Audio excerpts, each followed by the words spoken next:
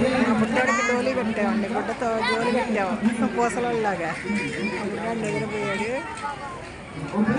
మా అమ్మాయి షాలు పెట్టి కట్టుకుంది మెడకేసి.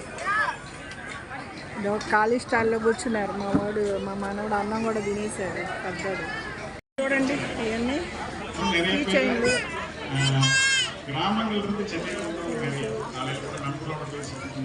పిల్లలు ఆడుకునేయండి. நகரங்கள் இருக்கிறவங்க இல்லை, கிராமங்கள் இருந்து நகரங்களுக்கு வந்தவங்க ரொம்ப ஆரோக்கிய விஷயங்கள் கொண்டு போகணும்.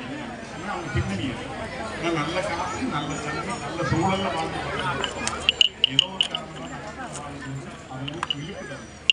அப்போ சூழல் என்பது కొండపల్లి బొమ్మ మాదిరి நீங்கள் இயற்கை விவசாயம் ஆரோக்கியத்தினால